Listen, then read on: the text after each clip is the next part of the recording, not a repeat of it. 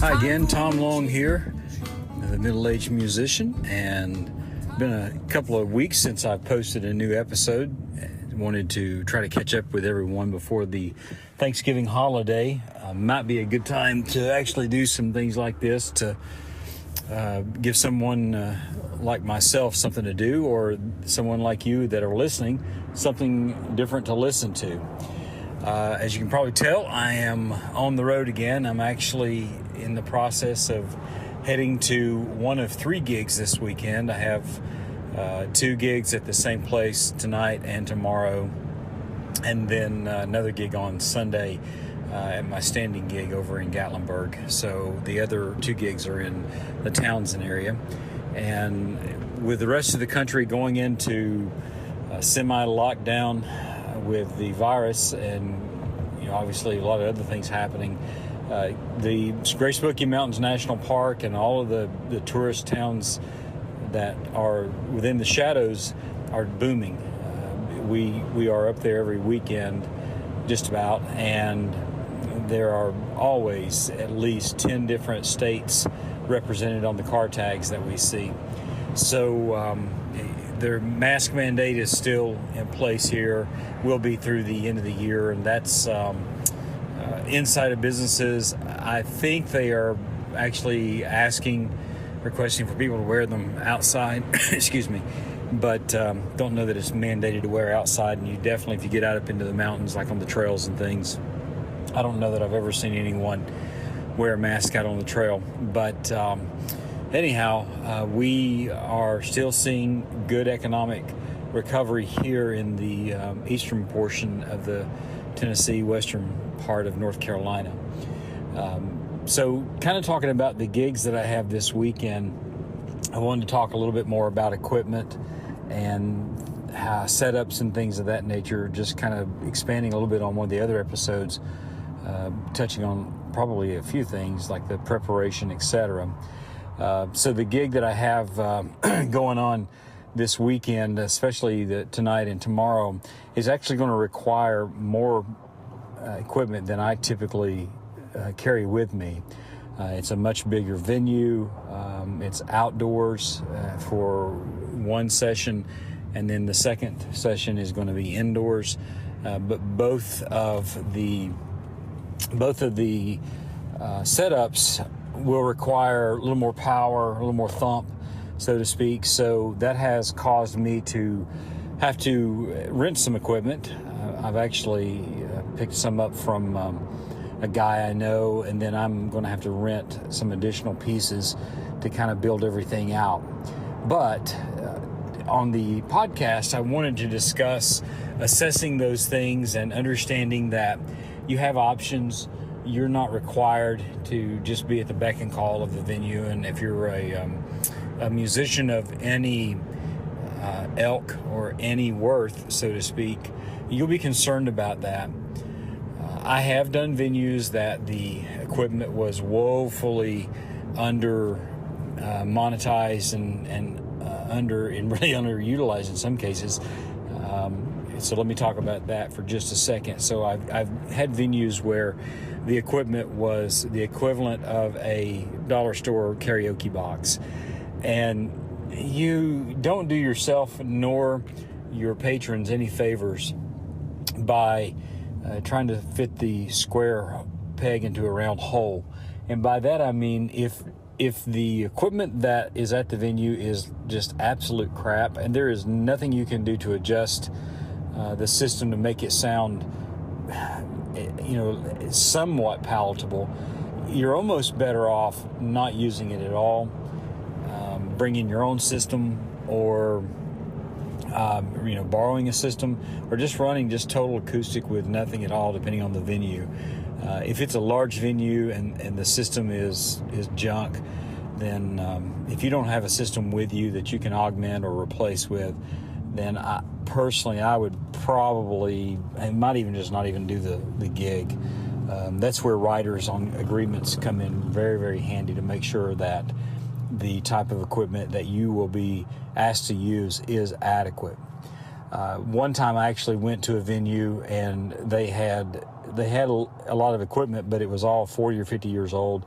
I think the horns were blown on a couple of the speakers. But the guy that was kind of showing me around and kind of helping me to get the lay of the land, he was all like, yeah, we use it every week and it's great. There's no problems hearing. And I'm looking at this guy as if he has 3 heads, thinking, do you hear anything at all? So I had to kind of finagle my way through that, and actually had a system with me, and I used the excuse, well, I'm more comfortable with my system. I can set it to the room dynamics, etc. So appreciate the offer. There was another venue that I went to, however, that had installed a new system, and I mean, brand new sound design board. They had Apogee speakers. I'm trying to think, they had some really high-end wireless mics. Basically, they had a lot of money, but what they didn't have is they didn't have a trained sound person. And 2 of the guys that they had they wanted to be there about like a COVID patient wants to be on a respirator. They were just there, I guess, because of the paycheck. They didn't know what they were doing. They were jerks. It was a horrible experience. I've played that venue a couple of times since. Neither of those guys are there. In fact, the one guy who was really a major league butthole has he's left the community. I don't know where he's at, but the people that they replaced those 2 with are not from a trainability scale. They're not that very high, or training. They don't have the training, but they're very workable. And if you just tell them which knob to turn and how far to turn it, and then give them some open-ended parameters. And one of the guys is young. He's maybe in his late teens, early 20s. So his ear's still pretty decent. They work to make it sound good, and they want it to sound good, because to them it's pleasing as well. They're not there just to grab a paycheck. They actually want everything to be good. So that part is kind of cool. And occasionally you will find those. I was at a gig down in Mexico one time. The guy who was running everything was a gringo, and he had bought the stuff, had it shipped down. It was down right outside of Cabo San Lucas, a little town called Los Barelas. And he had no lows whatsoever, no bass at all turned on in his system. I mean, it was all treble, all mids, and it was very tin can. And so he was an older guy, and he was very, very worried about, now don't blow this thing up. This is how I make my living now, and I need someone that knows what they're doing if they're going to do anything. And so I told him, I said, let me just work on one channel here and show you a little bit of what the difference is. And so before the night was over, we had his system re-EQ'd. And a couple of the people that worked there at the bar come up and said, thank you so much for doing that. We cringe every time this dude walks in. Nice guy, and has really worked hard to fit in the local culture there, but just doesn't know what he's doing when it comes to sound reinforcement or any of that type of stuff. So we've had a few experiences through life that we've had to kind of balance and juggle through, and that happens.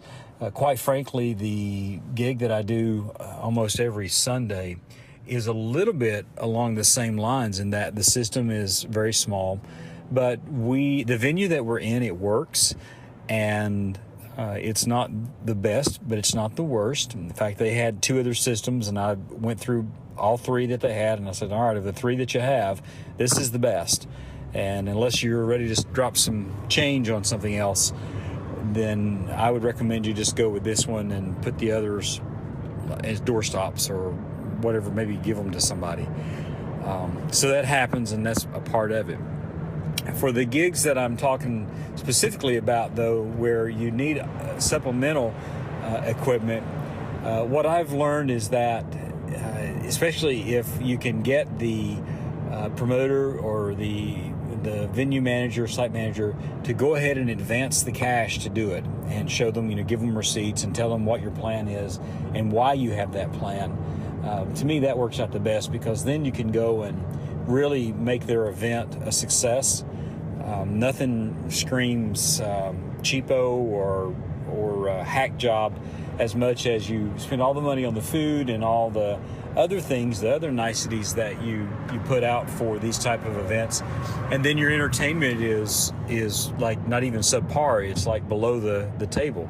And it's even worse when the issue is not because the person you've hired is bad. It's that what you've given, the tools you've given them to work with are horrible.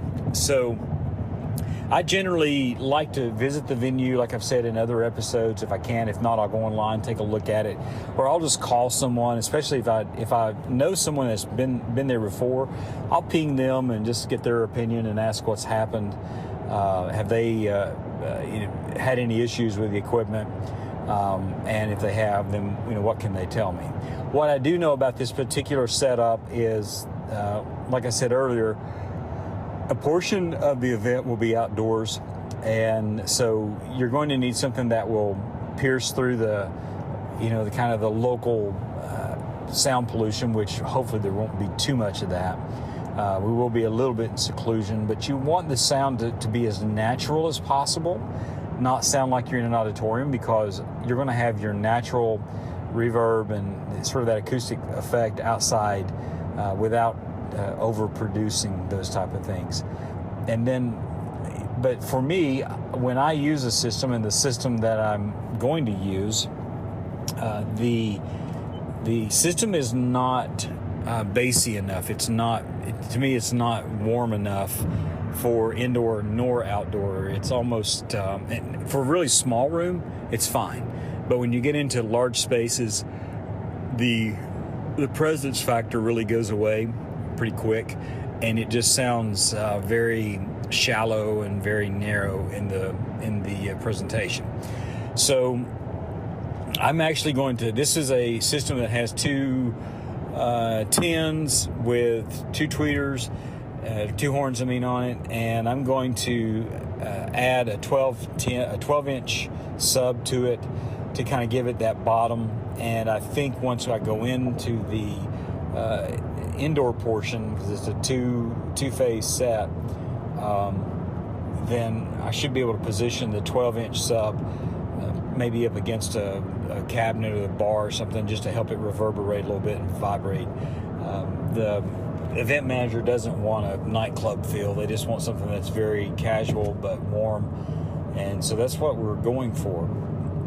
Additionally, because where this venue is at, which by that I mean it is not close to any major retail places, certainly no music stores in the area, I'm actually going to carry additional like guitars and things of that nature, because if something happens, I need to have a backup plan fairly quick. I will say this though, the acoustic part of it, if I needed to, I could probably limp along enough to just get the string change, if you pop a string. But if you have electronics issue or things of that nature, and I do have an extra mic in the bag, but since I'm running my guitar directly through the system, if you have an electronics issue, you definitely want to make sure that you have a good backup plan, unless I just mic it with a 57 or a 58, and then I have a couple of perimeter mics as well. So it's always a good idea too, I would say this as well, that if you can get there early and do a dry run the day before, or sometime before, to where you can make some adjustments, that's always preferential. I'll have that ability, because after the sets tonight, if something is just horrific, hopefully I'll have time tomorrow before the sets tomorrow start, and I can, if I need to pick up some additional equipment, or if I need to just not even worry about the additional stuff, because certainly the less I carry, the better I like it. And I think that's about it. Again, it's some of this stuff is just all mundane things, unless you have never done it. And if you've never done it, then all of a sudden you find yourself, in that panic mode of, what do I do? Do I have to go buy a new system? And the answer is no. You can rent products. We have a Guitar Center. We also have some local music stores around as well. I tend to prefer to work with the local guys, but the ones that I checked with didn't have exactly what I needed. So the Guitar Center